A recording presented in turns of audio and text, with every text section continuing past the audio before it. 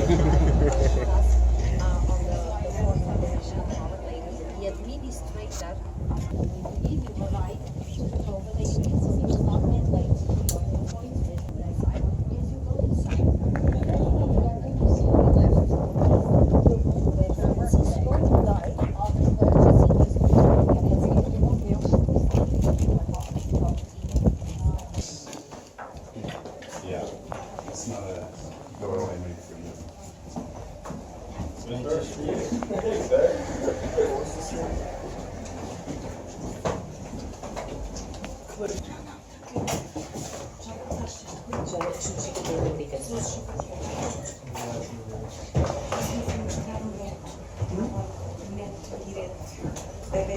sorry. Okay.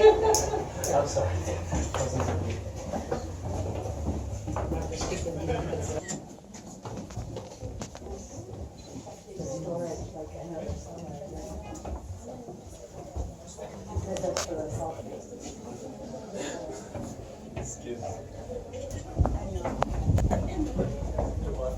You want to say something, Gus? Say something. I said I feel so tall for once because my head hits the top of these doors. Yeah, handsome white boy from Westchester. So they are siblings. Huh? They are siblings. Yes, they were. Oh my goodness. I can't get out, You'd be hitting your head. Where's our 6'5" guy?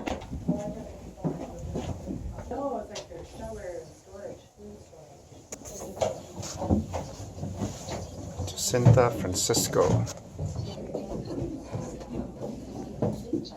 She was the youngest and she was very spoiled. She was the first cousin of Lucia, but Lucia worked to Jacinta like an older sister. And when they were up in the field, she always wanted to pick the dances they were going to dance, the songs they were going to play, the games they were going to play as well. And when she was not winning, she was a bad loser. She would quit everything. She would go to the side, and Lucia had to run after her and cuddle Jacinta and say, "Come on, Jacinta, come back. Okay, if you don't like this game or this song or whatever, you can choose one according to your please." But on the other hand, it's amazing if we think that she was 7 years old. And the way she said yes to the Blessed Mother. Of all the apparitions of Our Lady, what mostly, and of all the words Our Lady addressed to them, what mostly impressed the heart of Jacinta was the vision of the fires of hell. That impressed Jacinta in such a strong way, and especially at the moment when Our Lady said, too many souls get lost in the fires of hell because there is no one praying for them here on earth. That impressed so much Jacinta that she said, I will do the best I can to save souls from falling into those fires. And no wonder she was constantly offering sacrifices and prayers for the conversion of the sinners. And I was telling you, and these are of course not my words, these are the words of Lucia, one of the things that she loved to do was to sing and to dance. And she completely quitted there, and she was always offering that for the conversion of the sinners. Her brother Francisco was the opposite. Completely the opposite. Francisco was a boy of very few words, very shy, to the point that sometimes he would get on the nerves of Lucia. They were outside on the fields with the sheep, and all of a sudden Francisco was gone. And they would cry out for Francisco's name, and down in the valleys in Valinhos, where we were a while ago, the voices made echo, so they called out Francisco, and they would hear the echo and no answer. And after searching and searching everywhere, they were always going to find Francisco seated on the branches of the trees. When you saw the grave of Francisco yesterday, there was a sculpture, did you see, that where he was sitting on the branches of the trees with the little birds? Because one of the things he loved the most was to place little breadcrumbs on the palm of his hand and to see the birds coming in to eat. The words of the angel that Father Wu read for us, the words, console your God, who is so much offended, made such a deep impression in the heart of Francisco. These words were like engraved forever in the heart of Francisco, that he had only one constant concern, to console our Lord that was so much offended. One day Jacinta asked him, Francisco, aren't you sorry for the sinners? And he said, yes, I am. but I am much more sorry for our Lord who is so much offended.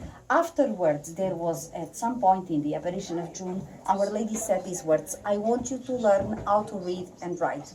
And they started going to school, obviously, to attend classes. At that time, the school building was almost behind the parish church where we are going to celebrate our Mass today. Most of the times Francisco told Jacinta and Lucia, you go to school. I don't need to go to school because soon I'm going to die and I'm going to go to heaven.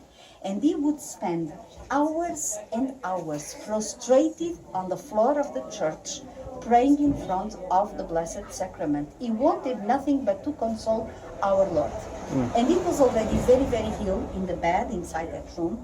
And one day Lucia came to him and said, Francisco, when you go to heaven, please don't forget to start praying for this lady and that person and this intention. And she gave him a never ending. And you know what he said? Lucia, ask those things to Jacinta instead, because I am afraid that when I will go to heaven and I will see our Lord, I'm afraid I'm going to forget about all that. So you see how different they were. This is the picture I was telling you about, the picture that was taken by the journalist that came, and this is contemporary to the apparitions. And because we have very few pictures of the three little shepherds, when we had the beatification of Jacinta and Francisco, from this picture, we made this one. This was the official picture of their beatification. The one of the canonization, which are the two pictures you saw yesterday hanging on the flags in the bell tower of the Basilica, are again taken from this one. They made two black and white pictures, and they asked an artist to paint over the picture. So that green part you see, the hollows on the heads of Jacinta and Francisco, the little light holders. If you look with attention, you can see that those pictures are taken from this, but then they asked an artist to